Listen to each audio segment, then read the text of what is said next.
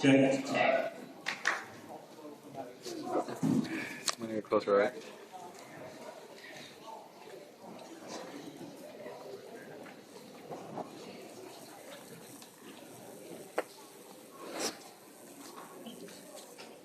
I was just called up for manspreading by my wife.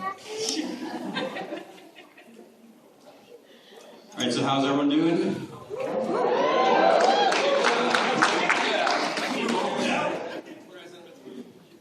All right, so I'm Tony Guerrero. I'm the editor-in-chief of ComicBuying.com, and this is the psychology of Daredevil.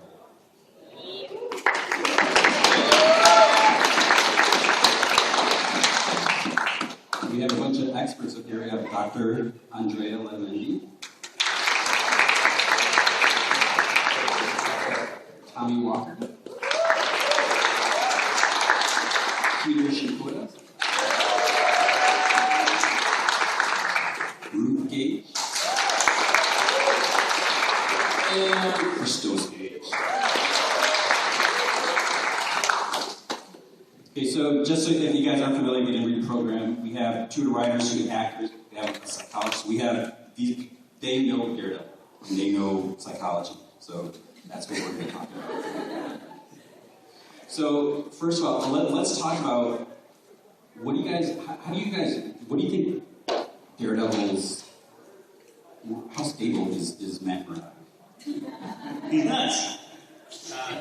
We actually, when we started the writer's room with Drew Goddard, and we continue to talk about it with Stephen, we talked a lot about his motivations, the fact that he lost his father, the fact that he was blind as a young man, but also, and Ruth would speak to this more than I, because she, in episode 9, with all the stuff with the priest, she wrote that stuff. She knows the theology of it. And with Daredevil, he's very interesting because very few superheroes in comics, especially the ones created in the 60s, do you know what their religion is.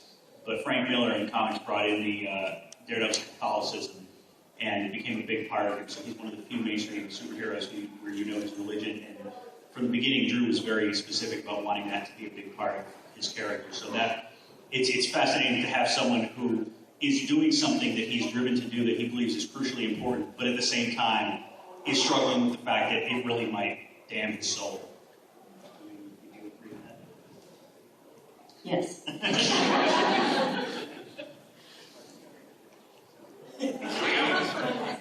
Absolutely. I think that's a wonderful component of this writing, is that you see, whether it be flashbacks or whether it be the development, and even just in the first season, the development of his morality, and when he's up against Nobu, I think that's when those questions around stability, psychological stability, morality, and whether all of those things can really stay solid is questioned, I think, at that point. So I would love to ask you about your take on that moment, or that point in time in which I think Matt's psychology and his morality starts to break down a bit.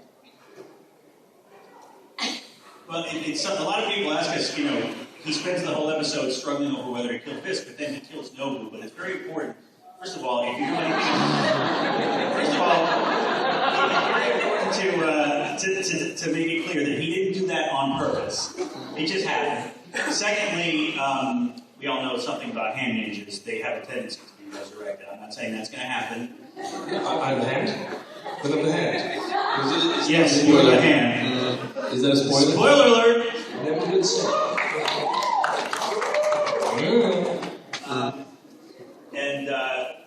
So it really was. That was the episode. The great thing about season 1 is it was sort of Daredevil year 1. We see Matt become Daredevil, and we're seeing Wilson Fisk become the Kingpin.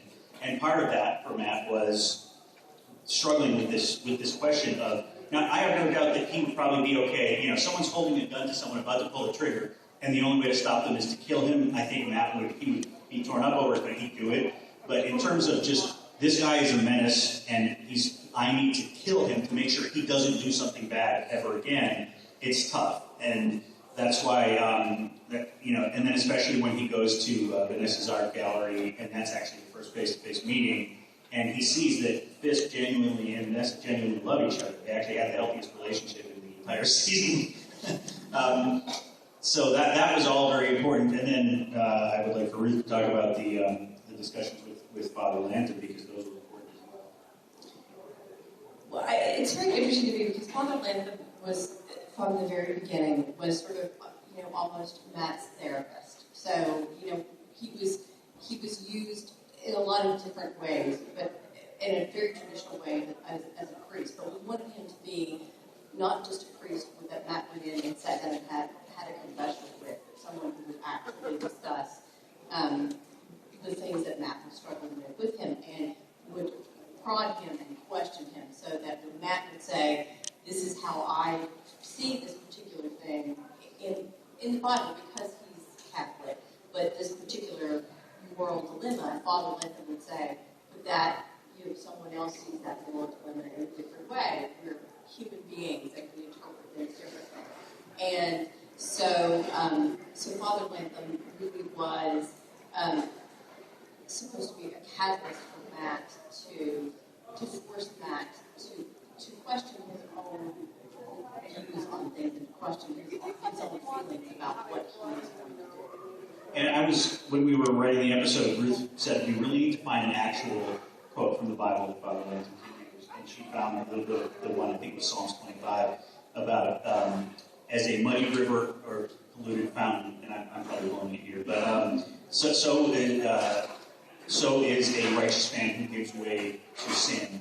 And Matt's response was, that means I have a duty as a righteous man to stand up to evil. And Father Lanton says, no, another interpretation might be, if you do something evil as a righteous man, that will poison your entire community, your friends, your family. And that is what almost happens. And then I think the interesting parallel, Tommy, you can talk about this. Fisk is doing bad things. I don't know that he was ever a righteous man, but he's doing bad things, and he loses. Spoiler alert if you haven't seen the show, by the way. There's going to be some spoilers. That's going to be a lot. He loses his best friend, played by Toby, who's fantastic, Wesley. And you talked with Toby a lot. I mean, what was your take on? Do you remember how upset Vincent was when he found out? Wow, that was something to see on set. Vincent did not know that Toby, his character Wesley, would be leaving the cast until very close to when that was going to happen. So I had been brought on at that point, and I was sitting there getting ready to work on, was it episode 9? And only then he found out that episode 11 Wesley was going to go. He was very upset. And he made that known on set. He was really, really heartbroken. It genuinely sad, because he had already developed such a great relationship as friends and actors with Toby, but also that character relationship was so deep and important. And that kind of carries over to, I think Vincent says he's like, when he describes Kingpin, Fisk is a child and a monster all in one. That's exemplified pretty brutally in episode 12, when we find Wesley dead. And because I am the closest person to his proximity, and I am technically in charge of watching over Wesley, he turns to me and just pummels me into the ground, because it's an emotional response. He does not know how to channel his emotions any other way. He's broken at that point. So it's interesting to see that moment, too, because how much he loved him. I think it's also, talk about what it was like to work with Vincent in a scene as emotional as that. Wasn't he great? He just did everything. He was awe-inspiring to everyone, and one of the greatest. He wasn't, I wouldn't say necessarily like method per se, where he's walking around his fist all day, but he, depending on what the scene required, like for instance in, was it finale? In 13, when he has to get rid of Bob Gunton, Leland. That's another moment where, Stephen DeKnight was directing that episode, and we're at the elevator shaft. Do y'all remember that scene when Leland goes through the elevator? He's obviously not throwing the guy into the elevator, but Vincent's prep for that was like, whoa, it was unbelievable. He went in the corner and just, like over and over. I mean, I guess, what would you do as an actor if you're trying to emotionally channel throwing someone you kind of fairly trusted, at least financially to a point, down an elevator shaft? He was betrayed. So Steven, we're standing there and we're looking, and he's just in the corner revving up, and Steven's like, action! Like whenever he was ready. It was really something to watch, and you had to wait because you knew you were going to get the quality of what he gave. Right. So Peter and Tom, when we look at like the dual identity of superheroes, as actors, you guys are kind of doing the same thing. You have your normal. I'm assuming your normalizer different than the roles you portray. No, exactly like Francis. So like, what's it like when you're on set and they say action? I mean, do you try to get into character before, like Vincent was doing? I mean, what's the process like for you guys, and how do you shut it off? I'm gonna refer back to the moment when I met him. Was in the makeup trailer, but just minutes after that, we went right into the scene where we're introduced, and he tries to prevent me from going into this the warehouse, and I twist his wrist, and then I make it over to Fist, and that's where I met him. But a great example of me acting, I'd have moments like Wilson Fisk, or like Vincent D'Onofrio, where I'd have to prep up for something that was highly emotional. But in this case, Tommy reminded me that, after I twisted his arm and I'd release him and I'd walk up to my mark and I'd do my thing with Vincent, and they'd yell cut. It was maybe like 3.5 pages, and they'd yell cut. And I'd come back and to my first mark where I come into that warehouse, and I'd be hanging out with him until they yell action. But he'd be laughing because I talk like this. I'm a pretty verbal guy. I have a lot of things to say, a lot of opinions. So I'd be talking, and he was, he reminded me that I was an actor. Because like, oh, dude, every time you go over there, and hear you speak with a Japanese accent, and you come back, and you're so giddy because you're acting with Vincent. It's awesome. I'm acting with Vincent D'Onofrio. Did you see me there? I'm acting with D'Onofrio. So for me, in specific cases like that one, I mean, I'm just playing. I can't believe it. I don't have a moment in the corner. I'm just acting with Vincent D'Onofrio. There are other moments where I have to, get the heartbeat racing and get my breathing up there, and I'll do the Vincent D'Onofrio thing. But for the most part, I could switch on and off. In that case, I certainly did. He was laughing. He's just like, what the hell? You're over there speaking like this sinister Japanese guy, but here you're just like some dude. So, I think there's two separate things. For me, it was easy because Francis didn't talk that much in season 1. No, it was, I created my own backstory. Francis is kind of like, if you've read the comics, there's a ton of henchmen that appear throughout the run of Daredevil, especially Volume 1, from Miller's run all the way through to the early 90s. They've got a million names. Francis is, I think, kind of an amalgam of those henchmen, those bodyguards, if you will. So for me, I've read it as a fan growing up. I know that vibe, that scene. I know how Fisk runs his business and everything like that. So for me, it was very familiar. And I know, okay. So for me, it was just about, it was pretty quick, like he said, kind of an on-off thing. It's like, the chest puffs up a little bit, head goes back, and there's your ex-military guy ready to go.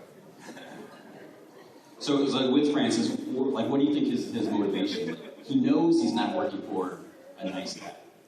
Oh yeah. See, I kind of had to create my own backstory with that. For me, it was very simple. It seemed like a guy who was well trained, can definitely handle firearms. Tough to a degree, but not compared to a Fisk who's just this Hulk. So for me, it was a guy who was wronged in the past, maybe betrayed by the military, has an edge, has a problem, a psychological problem in a way, because he is only about the goal. His goal was Wesley until Wesley was gone, and then he got, by default, sort of like a promotion, and Fisk is his top priority. He takes a beating, he crushes his face, and the man shows up. Because he let me live, my mentality is, now I have to prove that I'll never let this happen again. So it's a dark place to be for that guy. He doesn't seem to mind. I did think it was interesting that Fisk put Wesley to guard Vanessa after that, in the final episode, because Francis. Wesley Spear was there, though. Yeah. He was there in spirit. He was, because that's who was most important to Fisk at that point. And so, obviously, it shows some trust. It's basically like, I beat this guy within an inch of his leg, and he came back and was loyal, did not show any resentment or disloyalty, and so he's earned that right to protect the woman I love. It's a great point. Yeah, so what would be Francis's ending? What's his retirement plan? Is he just going to work with the Kingpin and just hope that he's always going to be his right-hand man?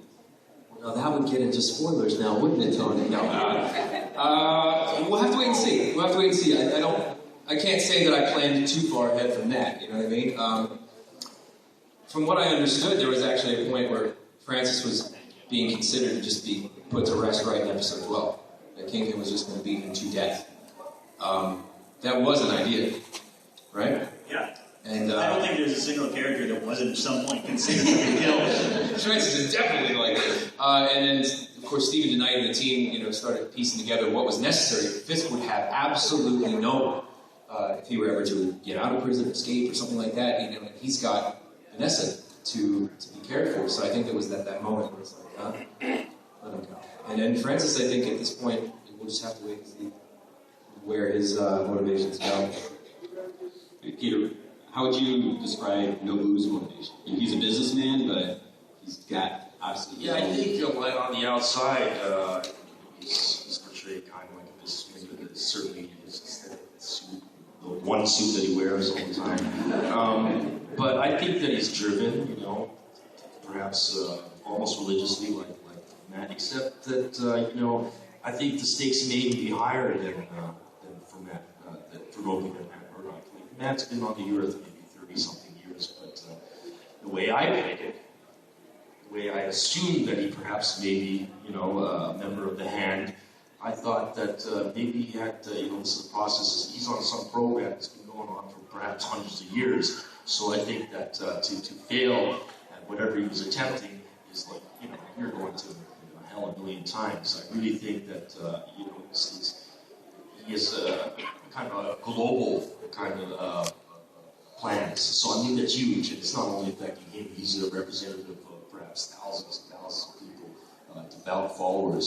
So I think that, a lot of people might have critiqued my performance as being too intense, too grimacing, too. Like, I'm entering in, my story is already going. I've been in New York for a little while, I've been laying down the plans. So I think that he's already experienced some kind of, irresponsibility on the side of those Fisk organization. So he's really getting pissed off. But the stakes are very high, and he's motivated by plans that have been in works for hundreds of years. So I think he's really determined, and any kind of obstacle is, it's one of these final ones. He's almost at that point where he's going to complete his objective. So I think that everything is serious today. They're so close to achieving this. And just in regards to Peter's character, so a lot of this stuff was known from the very beginning of our writing process. And with Peter's character, there were a couple of things going on. So it was very important to have, we wanted Daredevil to be very street level and very much an ordinary person. That was something that was incredibly significant to us. But we also wanted to have parts of that world which were, not just fan favorites, but parts of the world that were also sort of bigger than just Hell's Kitchen and Daredevil and Matt Murdock. And so from the very beginning, it was very interesting because Peter really had to walk that line more than anybody else in the show of being a character that was a business guy that had this stuff going on in Hell's Kitchen, but knowing that that there was going to be this episode, he didn't probably do it a lot before you did, but we knew that there was going to be an episode where he was going to be a Red Ninja, and it was definitely a balance because Drew and Stephen really wanted this, and if you look at both of their work, even when they were working on Buffy or when Drew was on Lost or Spartacus, they wanted him to be grounded. They wanted him to be gritty. Even though there were other elements involved in those shows and things that were sort of bigger and stuff that made you think in terms of, wow, this is not just Hell's Kitchen, this is not just Matt Murdock, something else is going on here.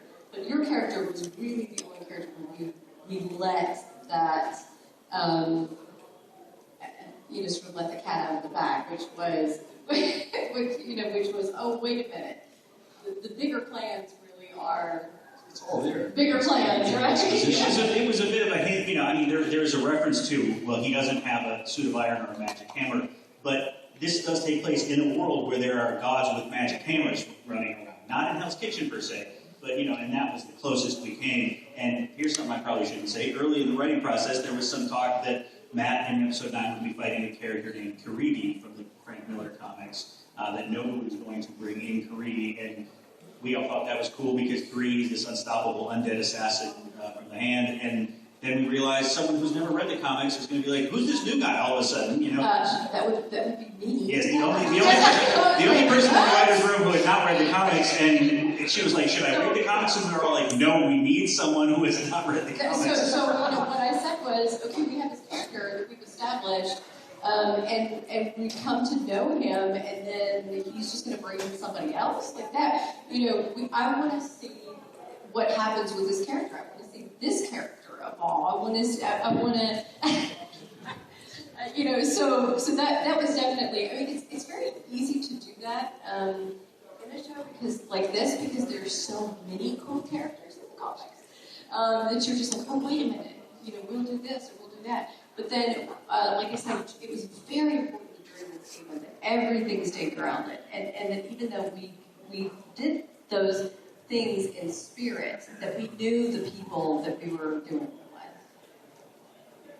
with. I was the only woman in the room and the only non-comic book person. But then, I think that was clutch, right? It had to be. It had to be so useful. Well, I mean, when I say non-comic book person, I grew up on Wonder Woman and Hulk, and I'm like obsessive with pop culture and stuff like that. But I grew up in a town with 2,000 people, and my entire access to comic books was one spinning rack in a drugstore. And there was not a woman in that comic, on the comic book rack, except for Lois Lane. So I think I read everything about Lois Lane that's ever been written. But I was, I just didn't really have access to comics. So when I came into this, I had to read a lot of the Daredevil stuff for the first time. Because, and I mean, I've read comics. I've read The Preacher, I've read, Sandman, really interesting stuff. But I was not a comic book person, per se. But yes, I think that was useful because I was like, I don't understand this. This doesn't make any sense. Or I want to see this happen with a character I know. So it's important to me that I, as an audience member, I want to see Peter doing this. Because we've seen him, we've gotten to know him, and want to know what his deal is. Thank you. But you guys also had to, the way that you guys dealt with my character, seized into this very grounded Hell's Kitchen world. You also had to do that with Madame Gao. I can talk to you guys for hours asking questions about Madame Gao. I mean, it's a similar kind of approach, right? I mean, yeah, and Stephen was a real fan of Madame Gao, and he had a joke that the point where Daredevil finally fights Madame Gao. What happens on the show, in case you haven't seen it, is he comes at her and she's looks like an old lady, and she gives him the palm in the chest, and he goes flying backwards across the room. So obviously she's not a normal elderly person. But so Stephen's joke was always, and then Daredevil takes a swing at her, and she dissolves into 1,000 rats, and they all run off into the sewers. Wait, we went through a whole series of things, 1,000 spiders. And then Stephen is so funny, he would do a voice where he would say, "Flee, my brothers, we were discovered." And it was like 2 months later, he remembered where he was getting that from. He was quoting himself when he wrote the Buffy comic, and there was a little character called the Vampy Cat, which was like Hello Kitty, but like a vampire cat. And they were secretly, demons that were supposed to infiltrate the children of the world. And one of them says, "Flee, my brothers, we were discovered." And anyway. All things come from Buffy. Yes. But no, I mean, there is a lot of there's a lot of stuff in there. Some people might have recognized that the heroin package Madame Gao was doing, there was a symbol stamped on it, and the heroin was called Steel Serpent. Well, the symbol was Iron Fist's chest symbol, but without the wings, which is a hallmark of one of the Iron Fist character's enemies, Steel Serpent. None of this. Heads nodding, they know exactly what you're talking about. Yep, we caught it.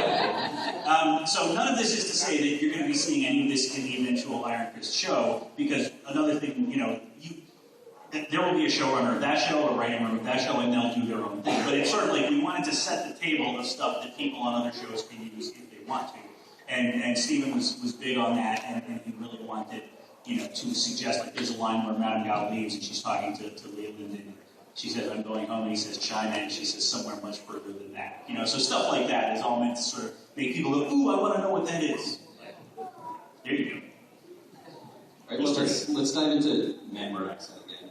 So Andrea, like, what does that do to his psyche, having the dual identities, living a lie, lying to his friends, pretending to be, having a disability? I think what's great about his character in the show is that it's very complex, right? He's developing this mission about what it means to defend the city, and the fact that he calls it his city, that there's this ownership, there's this accountability, that this is his role, this is his purpose. And yet, he has to hide this from the people that he cares about, and he has to, he struggles with the priests around this idea that if I continue down this path, this means I have to sacrifice some things. It also means that then I have to test myself along the lines of violence and brutality. Like, if I'm entering Fisk's world, what does that mean for my morality? What does that mean for the means that I have to take?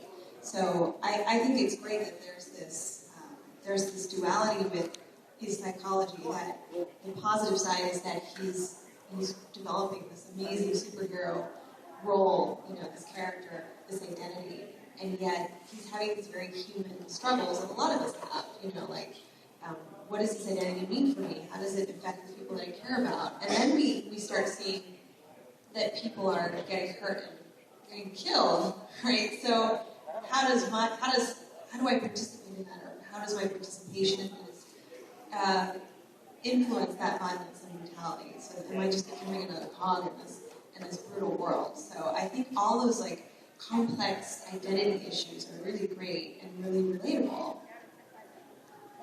Do you think, what drives him to do this? Do you think there's some unfulfilled need from his father? Losing his father at a young age, you think that had any aspect on pushing in that direction?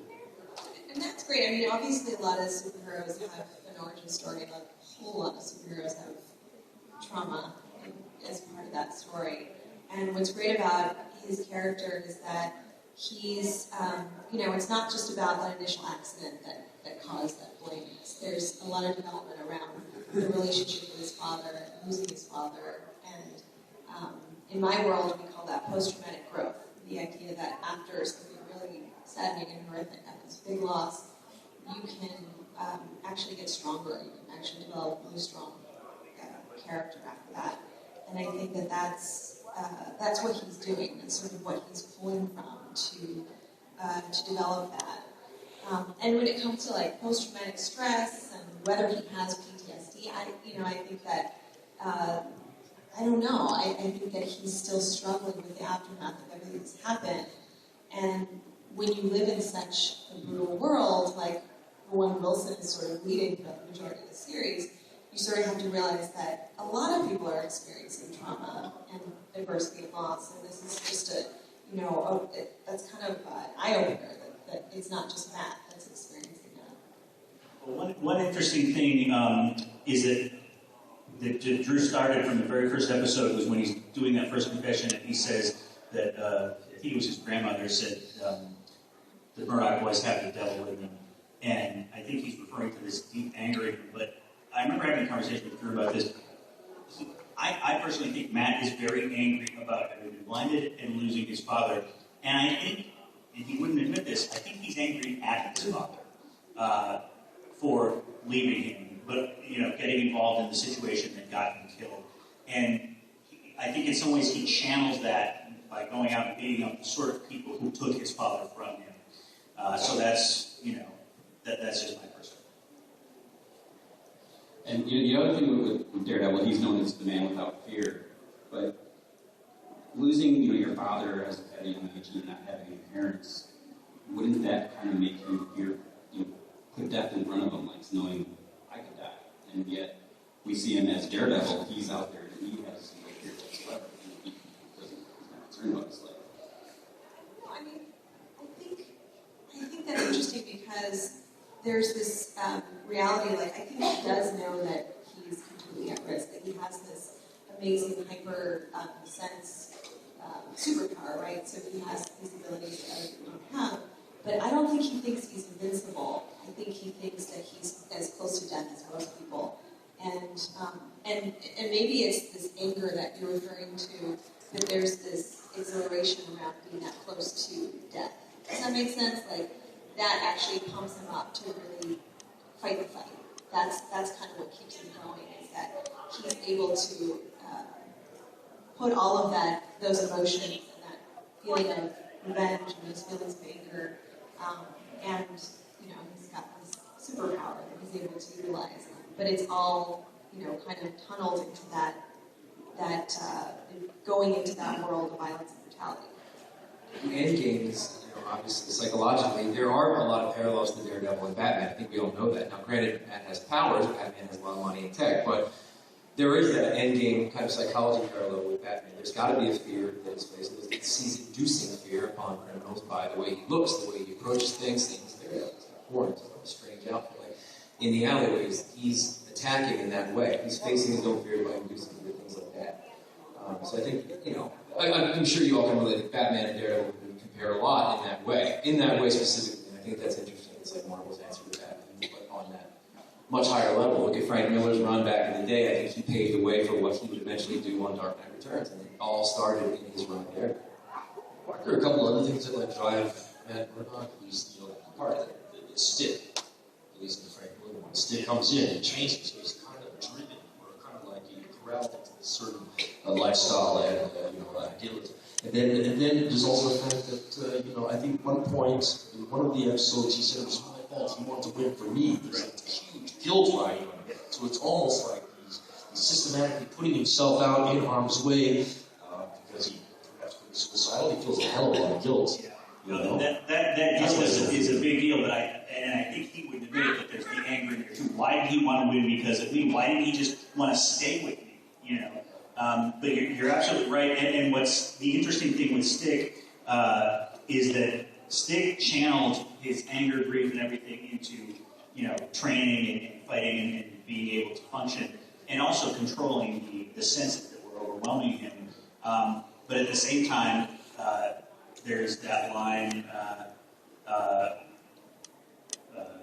I was looking for a soldier, you want me to fight, and that's why.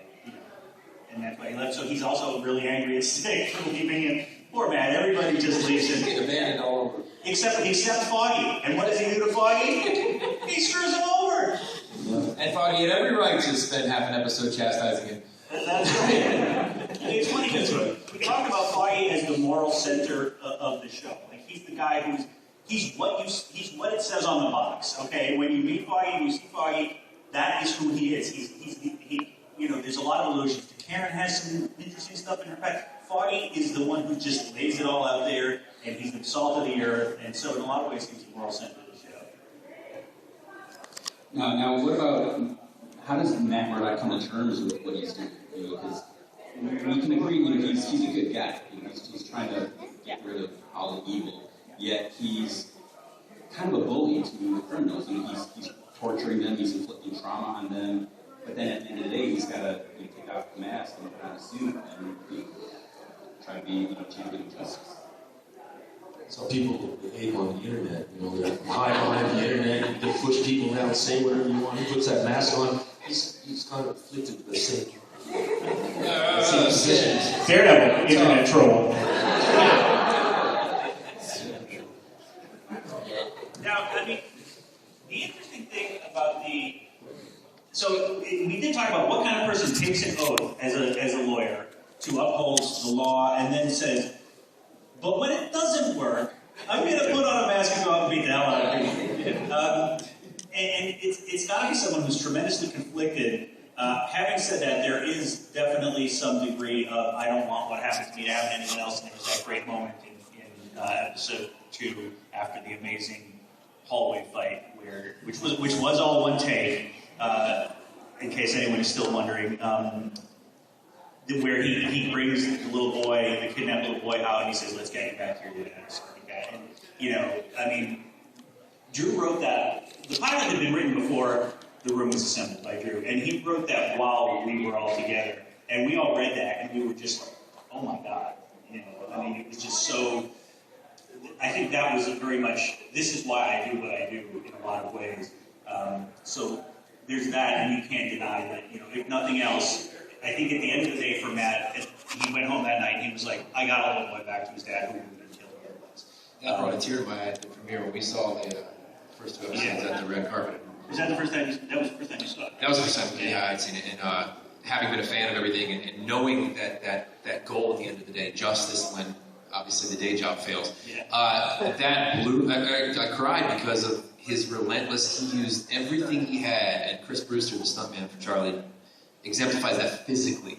And so much body language in between, like when one, I'm sure you remember when one guy goes down and he is literally 1 or 2 seconds to swing again. It's just unbelievably gut-wrenching to watch. I've never seen a fight scene that's gut-wrenching emotionally like that one. And that's why I kind of was like, because he got that kid, I was just, oh God, it was so fulfilling. I'm glad you mentioned Chris as well as Phil Silvera, the coordinator, who, and they say, Peter, you should talk about Phil and his team, but they are so good, and just the fact that I remember when the show aired, what seemed to blow people away was, and this was, everyone agreed that it should be this way, but those guys made it happen, was, Daredevil doesn't just hit people and they fall down. He's got to hit him 2 or 3 times, and they hit him back, and you see that it hurts. And Charlie's breathing heavy, or Chris Brewster's the case may be, he's breathing heavy and staggering, and you feel the fight scenes felt real to people in a way that, it's not, it's not in a 70s TV show with Magnum P.I. punching a guy and he goes down. It's very real. Yeah, Phil and Chris are huge access to the show. And the funny thing was, the great thing is that Philip went back, they're shooting season 2 right now, and he went back to the production after having finished Deadpool. So he stood in for Ryan Reynolds, and this guy's just masterful. He spent a lot of time with me, in my ninja fight scene, and spent a lot of time with my chain. This is the kind of guy that, who's a specialist with a chain? Kyoketsu Shogun. Who in the world knows how to use that weapon? Maybe 400 years ago, every second guy did in Japan, but I mean... He literally was given so many different things he had to do, and we would just come up with them. So, Master of the weapon overnight. Oh, it is. Okay, we can kill somebody with this. We're like, yeah, let's make sure we don't kill somebody, but make sure we think we're going to. So he had to do everything. That was probably his most difficult. Yeah, they had been. I think they had been rehearsing that for 3-4 months, and maybe a week and a half before we went to shoot it in the grueling 6 days in a row. He sent. The stunt team sent over an animatic. It's kind of like a template for it's a rehearsal, a shot rehearsal of what the fight was going to look like, so all the cast could familiarize themselves with it. But I was in awe. He's not only a good stunt coordinator, he's a pretty good director as well. Because he framed the whole fight and he cut it, and anyways, it was impeccable. It was beautiful. Him and Phil and Chris Brewster had the choreographing over months. And when I went in there, I mean, that scene it's 90% them. It's not only like it comes out of their minds, but they, I'd step in on a day and I would do my little insert shots. But these guys have been working on this for months. I would contribute, but 2 weeks before that, I was doing my previous episode. But these guys, they're working on every episode, for months, and kind of juggling, multiple fight scenes in their heads, and not, they got to choreograph a Britney Spears concert. They got to remember every step, but they're grazing each other's faces with weapons and their fists, and I can't say enough about those guys. Just absolutely brilliant creatives and performers, and they don't get enough credit. They really should be at the forefront. These guys are amazing. Our episode got nominated for some Emmys, and they didn't get nominated. And all of it was so funny because none of the writers, none of the producers were bitching about us not getting nominated. We were bitching about them not getting nominated because that's wrong. Yeah, because they were so brilliant. I think that was, it was all the critics that talked about it. Everybody touched on the stunts. I'd never seen anything, you know, I'm a big comic and action TV fan, and I had never seen anything like that. This is really, you know, groundbreaking stuff, and to see them neglected. Yeah, that was pretty heartbreaking. I was like, what? Yeah, when that video, that cut video that Philip had done, my first episode was 9, and they were getting ready to do the bulk of that action, stunt-wise. I had no idea. I didn't know what was going on, so I just met Philip, and they were looking at this video thing, and I walked over to the video, and I watched that video, and it was, I'd never seen anything like that in my life, and I went, what is it? And he said, well, this is what we're going to do. I went, what? And I said, is he like, where'd you do that? Is he on wires? He goes, no, he's not on wires. I said, so you're going to go do that? They're like, yeah. I'm like, okay, I can't wait to see that. And it's great because you get to see it, you know, all the stuff you do on your part, step out, and they do some complicated stuff. I never want to leave the set. I mean, the long days, but just watching them do it. You know, you guys are getting a thrill watching it on TV. You're watching it there with the smoke machine. You're standing like 5 feet away and watching it. So, you know, it's a thrill of a lifetime. Nobody rushed out of the set ever, it seems. We were always just ready to hang out and watch everything. No, it's incredible to watch these guys do it live in front of you, Nobu or stuff. Yeah, they're absolute geniuses, these guys. I'm so anxious to see season 2, and you know, hopefully they'll up the budget ramps, but I'm hoping they're gonna up the action, you know? Because it's a whole different deal. Now he's got to dodge bullets or something, right? And he's got to, he's got to fight a girl or something. So maybe we don't know. The funny thing is, too, and actors like Peter and Rob Morgan, who plays Turk, you have to, like, Phil and his guys kept having to get that, now you do this, and then stop, and then we come in, otherwise you might get hurt, and then everyone will be really upset.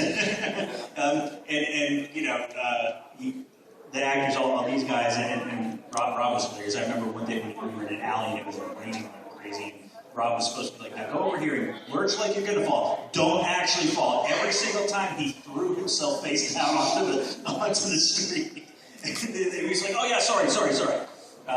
But, you know, so it's a great when you have that synergy between the actors and the stunt people, and you really can't tell, where one ends and the other begins, because it's an incredibly collaborative medium. And the fact that any TV show or movie ends up being any good at all is nothing short of a miracle. Because there are so many moving parts. Lightning in a bottle. Yeah, and if just one goes wrong, it can just ruin the whole thing. So it's just amazing when it clicks like that.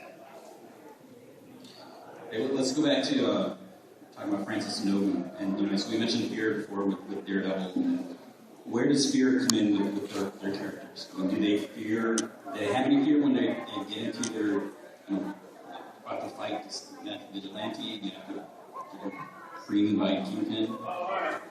What keeps them going? I think in Nobu's case, he mentioned once or twice that he had superiors that he had to answer to. So I think, that's a driving force. There's just no way he can fail. And it's one of the reasons I feel that Nobu took matters into his own hands and offered himself as the person to eliminate that Murdoch obstacle for Fisk. Because he can't suffer insolence around him. I guess that he figures he has it's his responsibility. To him, it's a very Japanese Bushido kind of a thing. If you fail, if somebody fails, the supervisor fails. So he didn't want to send anybody else out there. He took responsibility because, it's a role you can feel. In this case, his head rolls. But I mean, he was a mature choice. What was it?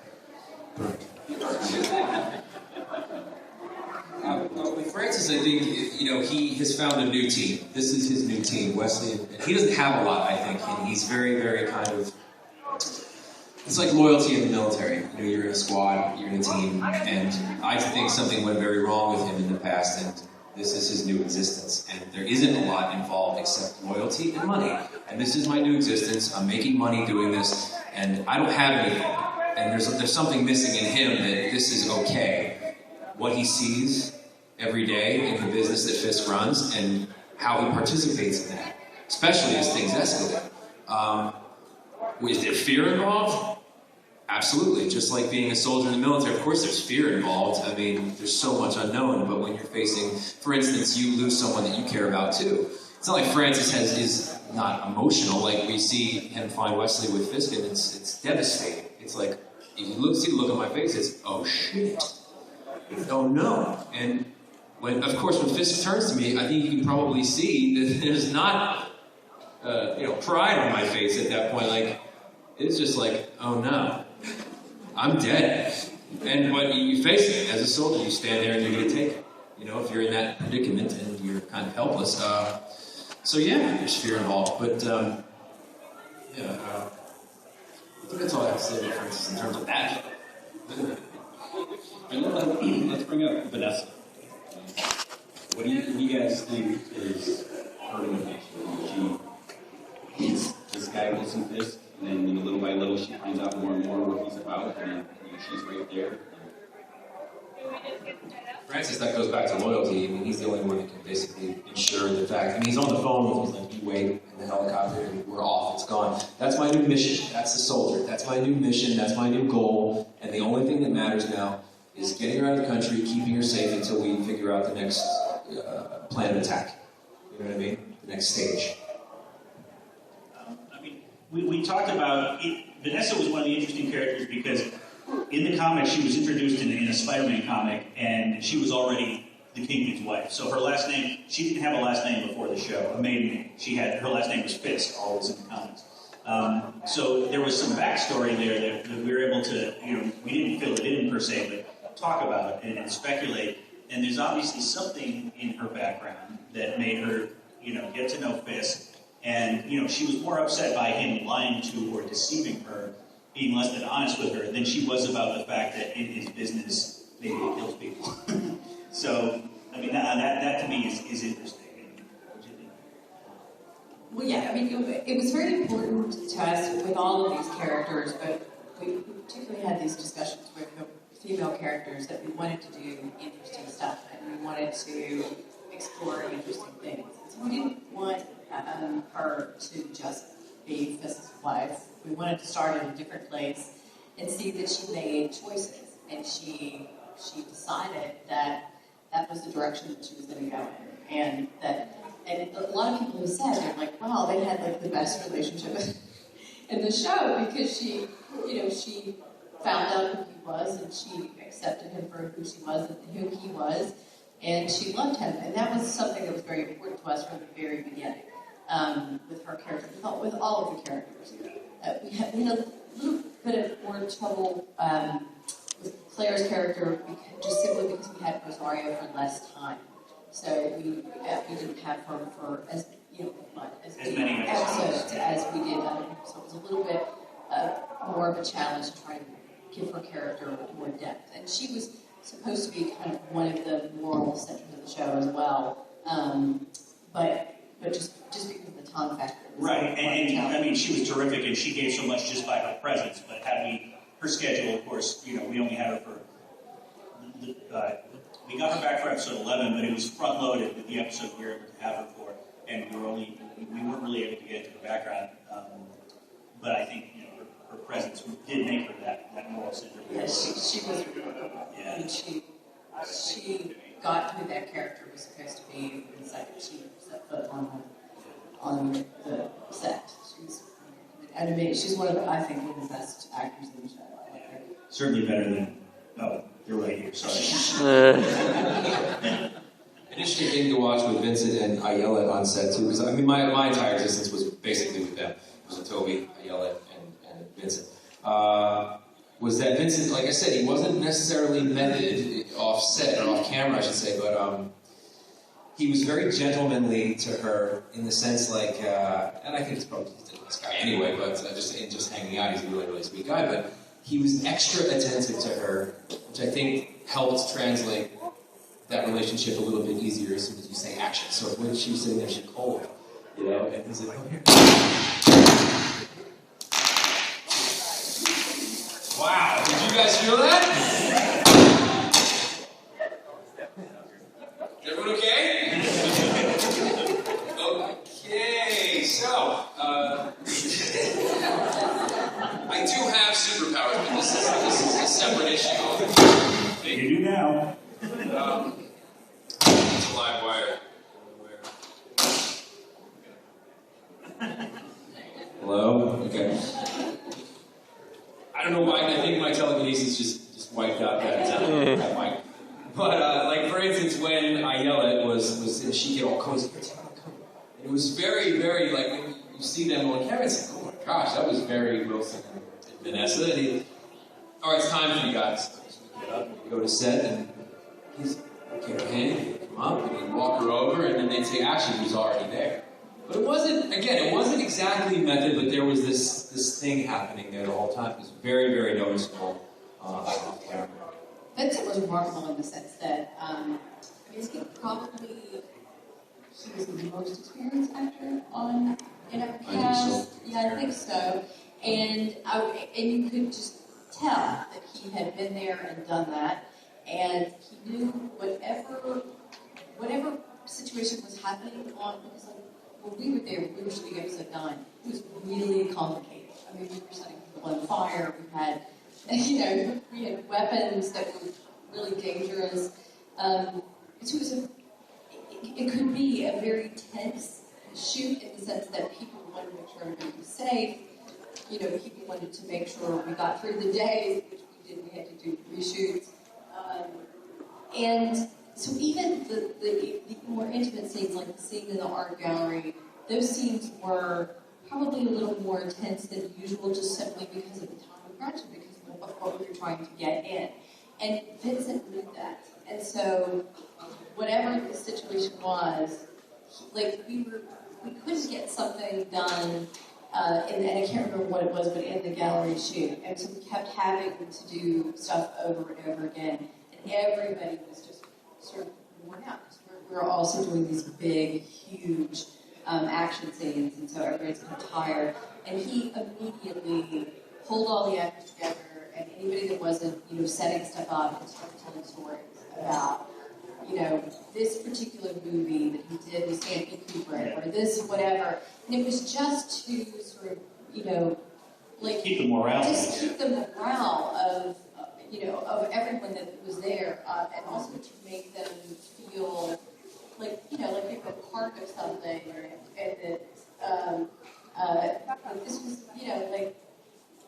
this was what we were doing was not just sitting around waiting for the scene to start or whatever. It was something important and fun, and he was just great. Whatever it called for, that's what he did. My favorite Vincent moment on set, actually, it's in perfect relation to what you just said. Episode 11, where we're rushing Vanessa into the hospital. She had particular trouble with the foaming of the mouth, when her mouth's all foamed up. And for some reason, she was laying back, and it was getting, the time crunch, and we had to get it done, and all that stuff. There was a lot of that happening. It was a little bit tense, and she was struggling with the foam, and Vincent just out of nowhere goes, no, listen, guys, we're gonna get it. It's fine. Lay her back, and we'll just try. She's Superman's mom. She can handle this. And everybody was like, because obviously she crossed over. It was just so funny, and everyone's like, yeah, it's fine. It's all gonna work out. And I think when it comes to Vanessa's role here, she's so important, because she's the one who allows us to see the compassion that he has, and and it's genuine, right? That he is so loving and so heartfelt and compassionate that he has. That he has this sense of connection to humanity, that he has this sense of empathy towards others, and yet he also has this potential for this brutality. And he's murderous in a way that no one else in the show is. So it's so interesting to have that dynamic. And this incredibly intelligent, sort of independent, powerful woman is the one who brings that out of him. And I think that dynamic is really important for that show. It was very important to Drew from the very beginning that we believe that Wilson Fisk really, we see that he really believes that what he's doing is the best thing, and so for the city, and that we really believe that there's a part of him that is compassionate and clearly super smart, and that he's not just, a garden variety sociopath. That we wanted. It was very important that everybody, we wanted really all of his characters and not just, one-dimensional. And so those questions were always asked, like how can we see those aspects of these characters? And so she became a very pivotal part of the show because that is how we saw most of his compassion and understanding. And then it also, she became so interesting because she made those choices based on her love for him and her, understanding of him to accept him for who he was and to be in that situation. So she was really significant to the psychology of the other side of Daredevil. So you could see that they were a team in a way, and that they weren't just one-dimensional. They weren't just the villains, the traditional villains. That reminded me of another funny story that Stephen told us that one of his first conversations with Vincent when they were talking about him possibly taking the role of Fisk. Vincent said, so I haven't really read the comics since like the 60s. My recollection of Kingpin is he has a cane that controls people's minds. Are you guys going to do that? And Steve was like, no, we're not doing that. And here's some things that you should read. And Vincent read all this stuff. And actually, when we were shooting episode 9, a couple of artists, writer-artists, David Mack and Bill Sienkiewicz, who have done some very influential Daredevil comics, came to set. And they were so. Bill Sienkiewicz is a huge, especially is a huge fan of Vincent's, and excited to meet him. And Vincent was as excited to meet Bill because he said, "Love and War," which is Drew Goddard's favorite Daredevil story. It's a graphic novel. It's actually a lot about Vanessa and Fisk. He said, "Love and War." I have a picture from that I look at before I go on set to play Fisk every day, and so it was, well, that was one of the things that made me very happy is the level of mutual respect between, the comic book people who made the comics and someone, people who made the show. I think helped a lot, helped it become what it was. Now, does Vanessa just embrace everything, the good and the bad of Wilson? Is she trying to change him, maybe? Is she enjoying the power that he has? There's some degree of Vanessa where she's like, I don't need to know the details of your business, but I don't think that's I don't think that's naivete. I think it's more like, I understand that you may have to, I think it's, in a way, it's her saying, I'm going to love you no matter what. And, I think that's sweet, but also disturbing. Now, if we look at Wilson growing up, what can we say about his whole environment and what drove him to join this topic? Well, his father had good taste in music, I will say that. That was, That's the ballsiest framing. Sorry? That was the ballsiest framing. That was Stephen. I can't believe it. I was watching it. Stephen zeroed in. He was going to do that episode from the get-go. He was so excited to do it. Thinking about it for so long. And it was really amazing to do that. And he and Vincent really... The same thing was going to happen in Crew. Was when Drew first did it, but it was they mentioned James death. It was not. Let him die. And Steve was like, "Oh, he'll Brutal. It was brutal, yeah. But in a way, it's very interesting because he killed his father, but then became his father, a different form. His father was very much the, we talked about him being almost like a Willy Loman figure. Like he keeps putting himself out there and failed. Whereas Wilson Fisk was much more successful in the things he did. But it was interesting because they do talk about this when Karen finds out what had happened. They're like, look, how are we going to use this against him? He was a kid who was protecting his mom. But at the same time, the way the episode is done, you can see this is when he's becoming, child and monster. Which is... He even says, I believe in the script at some point, in one of the episodes, I wasn't just protecting her. Right. Or that was the disturbing line in a way. Yeah. Because when I saw that, I was like, whoa. Like there was this strange unemotional, like a disconnect to his mom in such jeopardy right then. So that blew me away. So I was like, whoa, what the hell was that? I mean, it involved the mom, but not wholly. Well, I think he was acknowledging that he wasn't protecting his mom, but he also wanted to kill his dad. It's interesting that I think about two things. One is that he employed almost the same violence and brutality that his father taught him. You know, what do you do when you are helpless? What do you do when you feel like you need to lash out or you feel like you need to protect yourself? So in a way, it's almost like his father taught him how to eventually kill him. Right, that whole encouragement of violence to the point of no return, of where you go completely mad. And then it's interesting that later on when you think about a city and how everything is owned by him or everything is run by him essentially, and we talk about Matt feeling like he had to sort of redefine justice. When you're at a place where you're helpless, where the normal sort of human way of finding justice, or the ways in which we usually should find help and justice don't work, you kind of have to take things in your own hands. And he was the first to do it. Wilson was the first to do it as a child. So it's kind of an interesting dynamic that was shown that one. And then, okay, let's talk about the idea of vigilante, being a vigilante.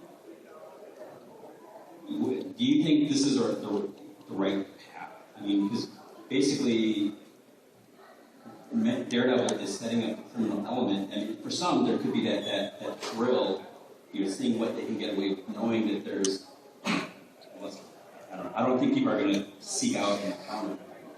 But, I would imagine at some level, maybe there's like I'm going to do this crime, I got away with it. The mass vigilante didn't get me. So, I mean, is he kind of driving? Because, they always say the superheroes bring in supervillains. So, I don't know. Well, it's interesting that also goes into the whole idea of the costume, the Daredevil costume, and it was a very specific decision not to have it appear until the very last episode. Partly because this was the story of Matt becoming Daredevil and Wilson becoming Kingpin, but also because we talk about, he literally lives in a neighborhood that has been devastated by a superhero battle, the Avengers Chitauri battle in Avengers. And I think if you talked to Matt, definitely in season 1, and called him a superhero, he would have been offended. Because his idea is, that's those guys who wrecked my neighborhood. That's not me. I'm out there protecting regular people from actual problems. Not that the alien invasion was not an actual problem, but his whole idea is, Tony Stark is a billionaire who probably doesn't know what it's like to have a father, to be raised by a single father who needs to throw fights to a gangster to make a living. And I don't think Tony Stark does know that. So it was very, the whole idea of the master vigilante, I don't think Daredevil would have thought about it. Now, it is interesting, now that he's put on the costume, if all of a sudden Stiltman's walking around or stuff like that, specifically to challenge him, then I think that's something for Matt to take up. But I think it was in season 1, and I'm curious if you guys agree that was not on Yeah, and the other fascinating thing is, as a lawyer, he's trying to uphold the law. When he puts on the costume and he's beating down these criminals, he's not really giving them another choice. He's just leaving them, beating them. There's really no follow-up with, putting them on trial. So it's like, how does he balance those two career paths? If he could have put them on trial, I think he would have done so as Matt Murdock. I think he's mostly beating up guys who, for whatever reason, that's the only way that he feels to deal with them. But it's interesting, when we first started the show, we thought that there would probably be a lot more courtroom scenes than there ended up being, and we kept talking about putting them in and never quite did, and I came to the realization, because Ruth and I have also written for Law and Order SVU, came to the realization that if Sam Waterston put on a costume and went out and beat people up, there probably would have been fewer courtroom scenes in Law and Order as well, because that's just kind of cooler to watch. Did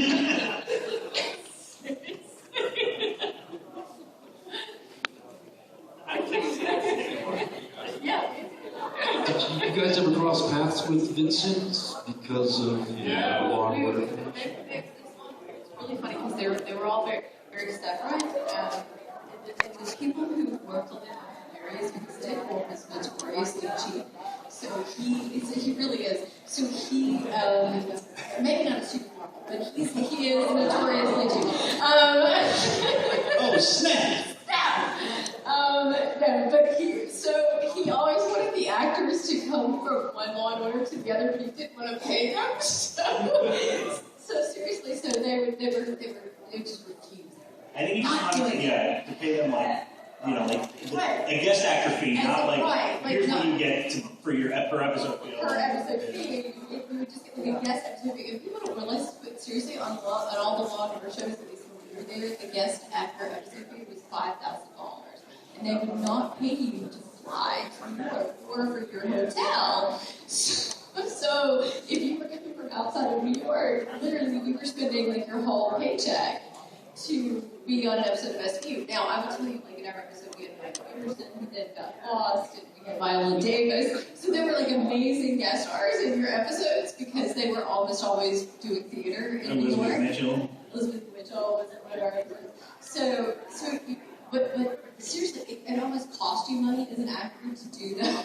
But it was worth it. I mean, it was funny because if you ever binge watch the Law and Order, especially the original Law and Order, you'll see the entire cast of The Sopranos, as chauffeurs and waiters and this and that. I mean, you'll see they were in New York, the entire cast of Lost. Yeah. But so many people get their start on it. And the other funny thing you'll see is people who aren't necessarily household named character actors, but like. In one episode, the guy's a chef. In the next episode, he's a serial killer. Because after like recycled. Yeah, after 2-3 years, you figure nobody remembers this guy, or he's a chef on Law and Order, and then on SVU he's a serial killer. Despite the fact that they take place in the same world. Yeah. Anyways, Law and Order was created before binge watching was a thing. So when you actually do binge watching, I'm like, But I'm sure they did ask Vincent to come on SVU or on because they did it with everybody. They held it about our show. It was like, yeah. And after we realized what was going on, we were like, oh, I don't really blame them. It's so easy to do. Yeah. You're all there. Yeah. And then it was just like the member principle. There was going to be at one time a crossover TV movie miniseries, but then 9/11 happened, and it was going to be about a terrorist attack in New York. It was about 9/11, essentially 9/11, but they had done it before 9/11 happened, and so they just scrapped it. Yeah. But there was no Little inside scoop there, just behind the scenes stuff in case you guys want to know. It's bonus content. We can call people cheap now because we don't work.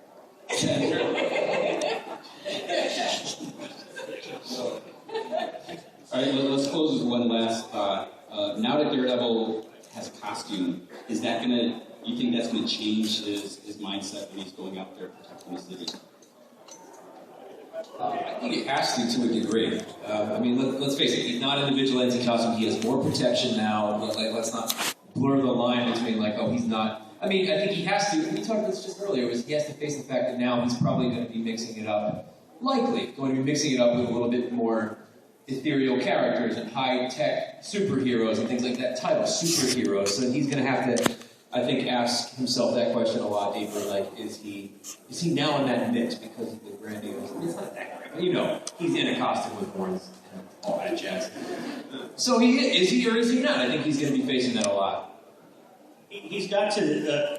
He's more of a symbol now. There were already people. It was interesting because one of the things that we came up with early on was him being branded the Devil of Hell's Kitchen by people who were in Fisk's pocket. Fisk frames him for the explosions, and so in a way, the costume and the identity of Daredevil, even though he didn't pick the name, is him trying to take back some degree of his identity, but he's probably going to find that, now that you're a symbol, everyone's going to have their opinion of you. Some people are going to think you're a good guy, some people are going to think you're a bad guy. And it'll just be interesting because, I personally feel like he wasn't interested in any of that, but he's going to have to deal with it one way or the other. Okay, well, thank you all for coming. Just let me point out, the audio for this will be up on comicbind.com in the next couple of days. I'll get that up there. Also, I want to mention Andrea has a website under Mask Online. talks a lot of Batman psychology and other just superhero stuff. So she's got some cards up here if you want to check that out. Did everybody see your shoes? They're pretty awesome. I've never seen a doctor with these shoes. All right, and thanks to Tommy, Peter, and Ruth, and Christos. You guys are all doing an amazing job.